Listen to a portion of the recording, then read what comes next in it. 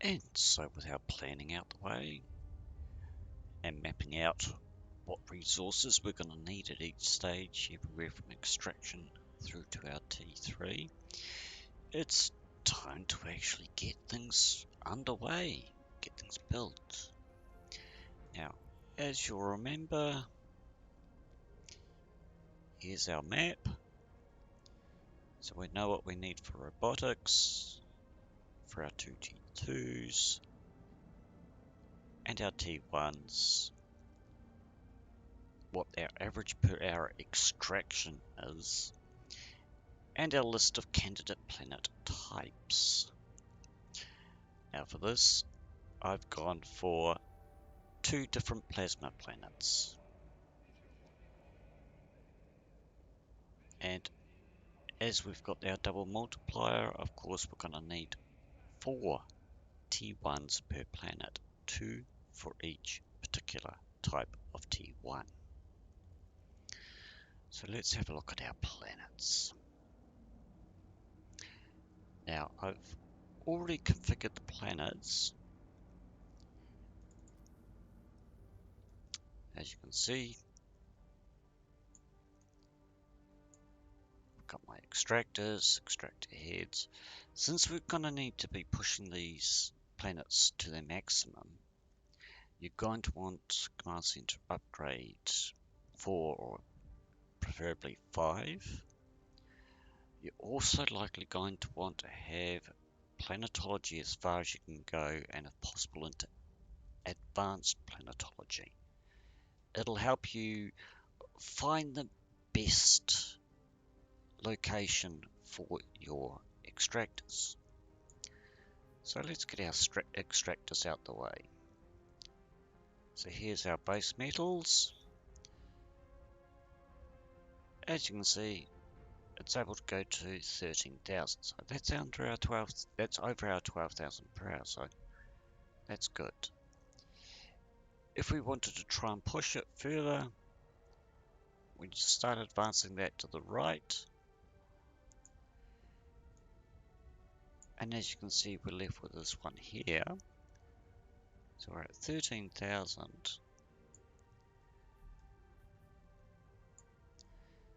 If we move it in here,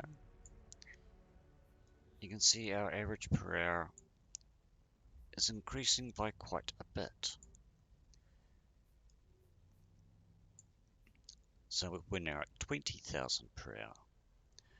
This is much preferable. And that's as a consequence of having planetology and advanced planetology up as far as you can. It helps you focus in on what you actually want. So we moved it around, we hit submit. Now if we go up to our other one, and this is our noble metals. Notice we're at 6,000. That just will not do. But as you can see, there's nothing really close. There's one all the way over here, which given the length of that throw, let's go and decommission this and put it over with the better output. So decommission, submit, change it to noble, find our source again, build our extractor as close as possible while still staying close to our source here. Link, create, and we want to create it all the way back to there.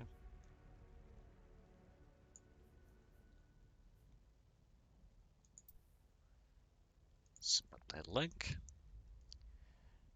Now we can get our noble metals underway. So in here, noble. Let's see how many extractors we can get before it tells us no more.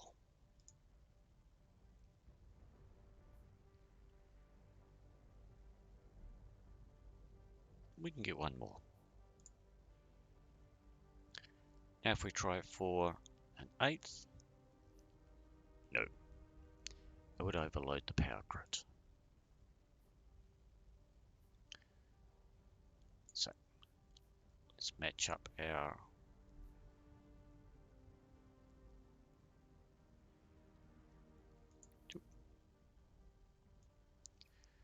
so we'll put this one initially at 6 hours. Time doesn't really matter too much, and I'll get back to that in a second as to why. When I address the T1s, because I have a suggestion you might want to consider when setting up a supply chain such as this.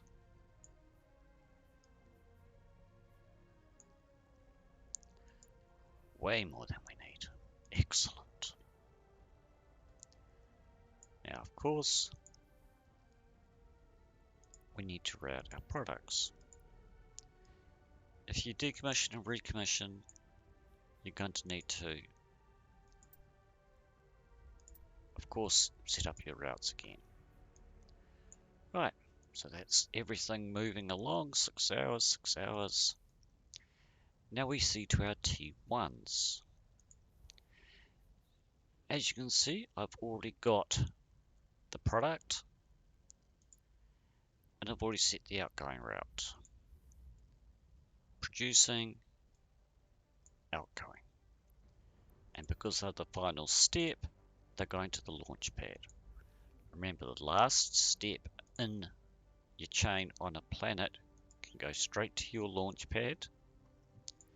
It's when it's intermediate steps, such as going to, for example, a T2 on planet, that's when you want to go from T storage to T1 and then back to storage. But you'll notice I haven't set my input routes. Now here's why. With our T3, our primary goal is to create as much T3 products as possible, naturally, because that's what we're finally taking to market. But there is another goal in there, to keep everything moving along as smoothly as possible for as long as possible, without things stopping and waiting for input. So here's my suggestion. Feel free to throw this suggestion out the airlock and get all your routes in place. But maybe let the extractors go for a day or two, maybe even 3. Build up reserves here for 2 to 3 days. Once it gets to a couple of 3 days, or maybe just to halfway full, then set all your input routes and then leave it again for another 2 to 3 days. Let it build up a decent amount of reserves of T1 materials before you export to your manufacturing planet, which will be next. This way, at least, if you can't get your 12,000 average, there are still reserves for the T1s to go from. And so they're going to just keep on going at their maximum speed without the inevitable stop and wait for resources. It will happen. It is going to happen, but you're pushing that time out. You're front loading, you might say, the inevitable stall. And on the manufacturing planet, have your T2s going straight away. After all, they can't go until you actually import your T1 materials, but then hold off setting the input route for your T3 until your T2s have actually built up a decent amount of reserves. We'll look at that once we get to setting up our manufacturing planet. So we've got our first plasma planet underway. As you can see, nothing to submit. So we'll go to our next one. It's not extracting.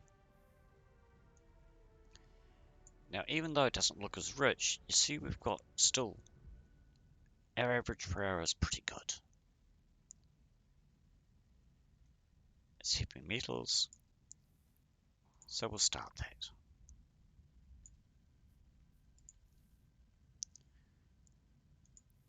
What are we extracting here? We want non-CS. As you can see, we're way better, but there we go. So as you can see, this is a particularly rich source. And that's pulling this all the way up just so you can identify the richest source at that time. It changes. And some days you may only be able to extract 8 or 9,000. Which again is why you might want to let them run for a day or two. Just to build up their reserves. So we've got toxic again. Input routes are missing. But all set to go to the launch pad once it gets in flight. Input routes missing. You'll notice that I've got some there. I repurposed this planet from doing something else. I was still doing toxic metals from heavy, but it was doing a different end product. So it's waiting, and it's set. It's waiting, and it's set. And as with the last one, if we let it just go by itself for a while, so it's all underway, and now we just send it all through to here. And we let the reserves build up. As you can see, the planet is not too unusual compared to what we've looked at before. Command center, storage, launchpad. Extractor, extractor, T1, T1, T1, T1. Extractors go to storage, storage goes to T1, T1 goes to launchpad, which remember is also a type of storage. So now we just let this cook along for a day, maybe two. Keep an eye on your storage. If it starts getting, 30%, 40%, maybe 50% full, then add in your input routes to your T1s and let the products accumulate here on your launch pad before setting up your manufacturing planet on our unestablished colony here. Yes, it's saying that something needs attention, but that's because we haven't set the input route. And as I explained, if you don't set it and you just let it accumulate for a couple of days on the extraction, then another couple of days on the T1, and once you do a manufacturing planet, a couple of days on the T2s before you set your input route. You can set the other ones, output, schematic, everything. But let each step build up reserves so you don't have to micromanage it and you're not running around because, oh no, this has run out of resources, I need to get resources around. Makes it a bit more relaxed. You don't have to worry as much about it. But as I said, this is just my suggestion. You may choose to ignore it, and that's fine. It's not me. It's not my planets. I'm just giving a suggestion about one way you could look at front-loading any pauses to maximize how long your T1, T2, T3 are going to be going before you run out of resources. It means your lead-in time to getting a full flow is going to be about a week, maybe a bit more, depending on how long you want to let each stage accumulate reserves for. But once it starts going, then all you need to worry about is your extractors, and once every day or two, exporting your T1 products from your planets, importing them to manufacturing, getting them into the appropriate storage, and as long as you just keep that topped up instead of letting things go quiet, it should produce pretty fast. Because remember, T1, T2, T3, they all have fixed output per hour. The one item that we have some control over is the extraction. How much is extracted average per hour? If you can keep it above 12,000, excellent. You're not going to run low on reserves, and in fact there are going to be times you just don't want to actually start up another extraction program because you've just got way too many reserves. So you just let the reserves drain off a bit and then start up your extractors again. Your T1s don't care. They've got the reserves, they can just keep on going and going and going. But as I said, that's just a suggestion. And the next one, we'll set up our manufacturing planet. And I'll probably have some suggestions there as well, or things to consider. But at the end of the day, the result will be our T3 will be manufacturing and producing nice T3 goods for us to actually take to market.